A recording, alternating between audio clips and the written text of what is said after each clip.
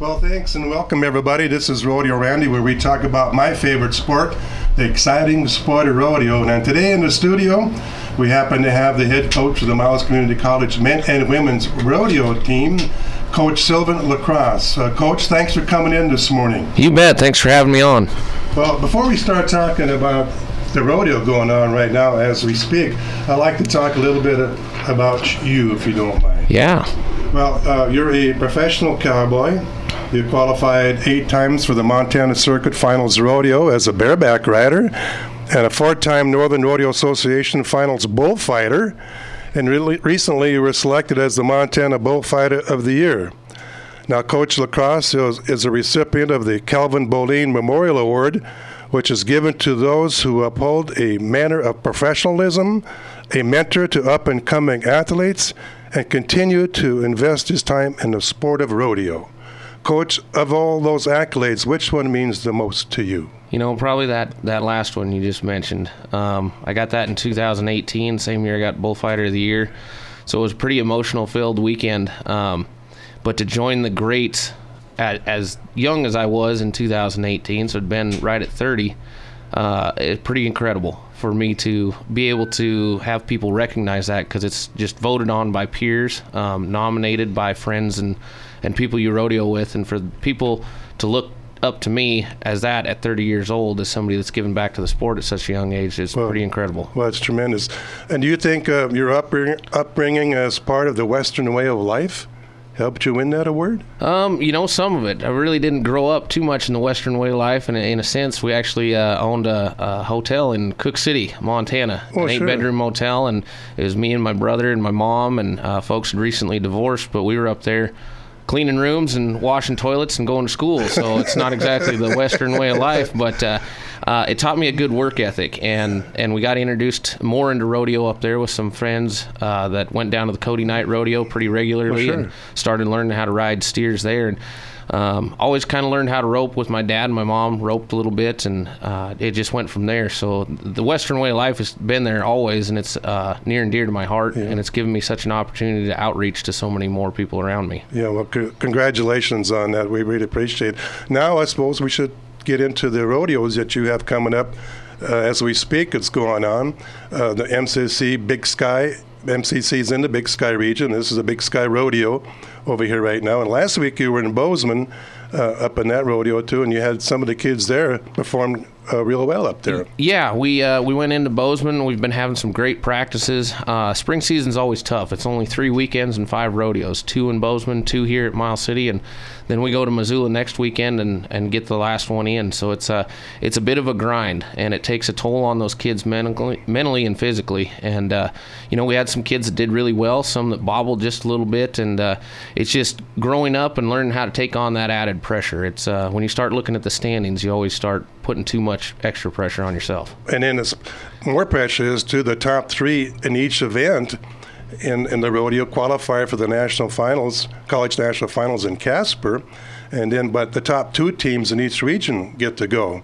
So they're trying really hard to be in the top 3 to go individually down to the national finals in Casper, and that's a big-time event in June. I believe it's June 9th through the 15th this year, or June 10th through the 16th. Yeah, somewhere right around there. Yep. I looked it up and I forgot it already. Yeah, no, it does. It adds a lot of pressure on those kids, and that's just part of rodeo, learn how to deal with that pressure. I always preach that this is a 10-head average to these kids. Yeah. It doesn't matter if you win first every time, but if you can stay in that top 5 and stay consistent, you're going to go places. But you know, we're all guilty of adding, you know, our mind is our worst enemy when it comes to adding pressure in situations, and those kids are examples of that, and they grow through it and learn. And you have kids that sit there and watch the standings a little too close, and pretty soon they just make little mistakes because they're trying to be faster, they're trying to ride tougher. Instead of letting all of the practice and your muscle memory come back in, they push it too much and get in speed jams and, you know, take a little bit of a bobble, and then it hurts them in the long run. Yeah. So it's all a learning curve. So what's the hardest thing in coaching these kids to learn to be a professional cowboy, a cowgirl if that's their goal? Just I don't know that you could point out one piece. It's quite long if you want to look at it. Yeah. Rodeo is such a business. It's such an athletic sport now.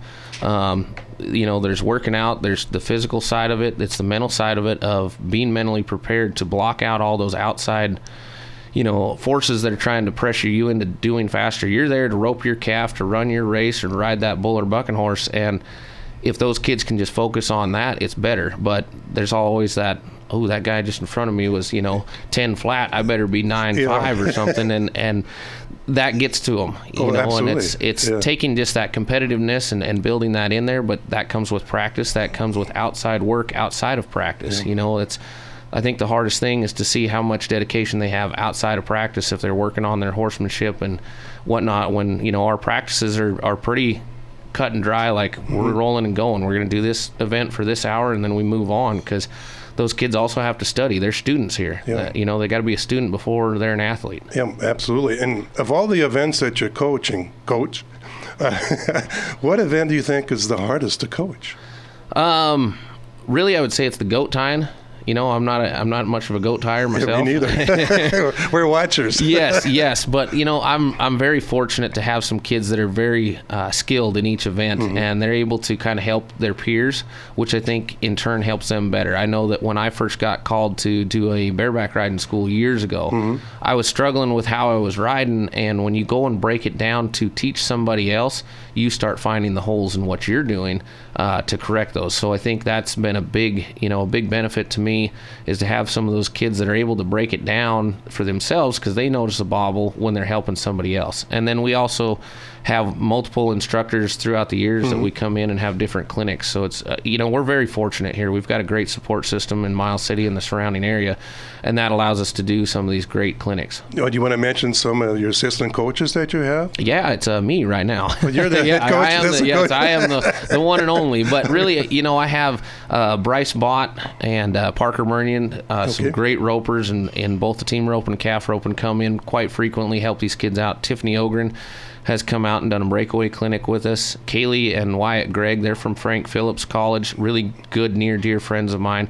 They come up and help me with the bull riding in the Bronx Bulls and Bibles camp that I put on, and the goat tying. And then Bailey Murnion has come out a time or two and helped these girls in barrel racing. So we're very fortunate to have such great athletes here in town. Well, excellent. I know this is Miles City, the cowboy town, obviously, and we appreciate that. Now, listening last week to Dan Mortensen on the telecast over there from Bozeman, he says bull riding is the easiest event to coach. Yeah, just close your hand and stay on. Just hang on. Yeah, pretty close. There's definite finesse to all of them, but having that experience and being able to watch it all is pretty nice for me, that I can coach those guys. And then having really good friends with Parker Bredding and Jess Lockwood and those guys, everybody that I've been fortunate enough to run into, they're more than happy to send them some videos, and they'll do some critiquing for these kids with me. It's really nice when you have somebody like Jess Lockwood, a PBR world champion, to come over here and start talking to the kids about bull riding. I think they're all going to listen. Yeah,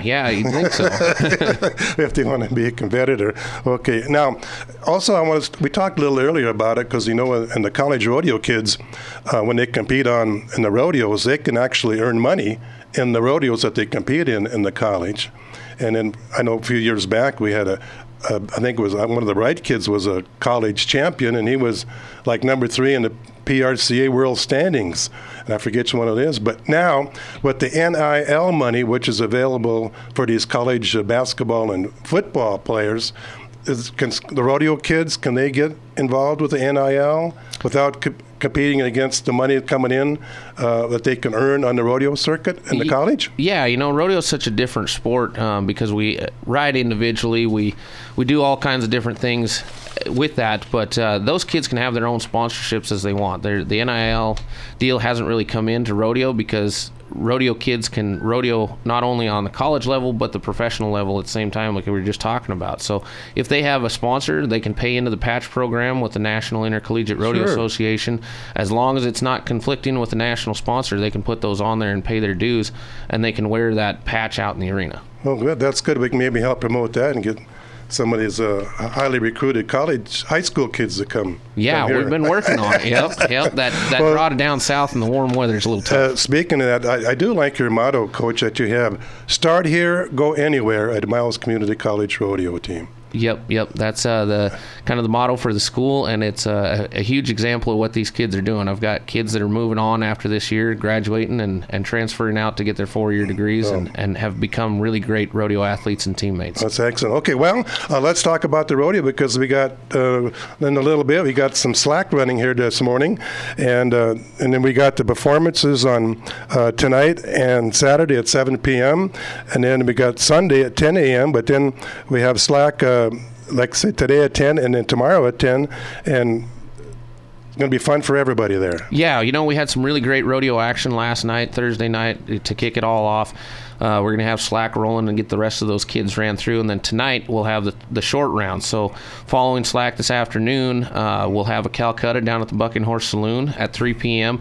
There's going to be a little taco bar down there, and that will Calcutta off all the cowboys and cowgirls that qualify for tonight's short round at Friday. It's going to be a very special opening, so make sure you guys come out. We're going to have a dark house, and it's going to be pretty fun. Oh, excellent. And that'll be the end of Rodeo 1. Saturday, Sundays, Rodeo number 2. Rodeo 2. It's 2 rodeos. How much do some of these cowboys and cowgirls go for? It's hard saying. Usually them Calcuttas are going on, and I'm still too busy to make it down to those at the other rodeos that they've had. But, it just depends every region. I know Dillon had a very successful Calcutta, and they have for a lot of years. Bozeman had a good Calcutta last weekend.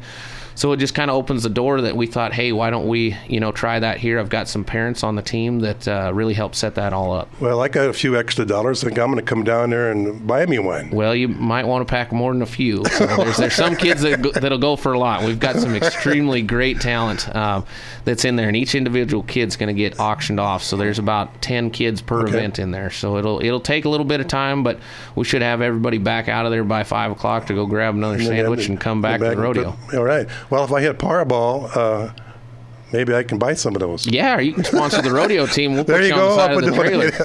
So, okay, well, thanks for joining us, Coach. And let's remind everybody to come on out to the rodeo. We got tonight and tomorrow and Sunday. It's going to be fun for everybody. And general admission is only $10 for general admission. The kids are free with the ID, student IDs, and kids under 7 are free. So inviting everybody to come out there. Coach, good luck. We'll be pulling for you.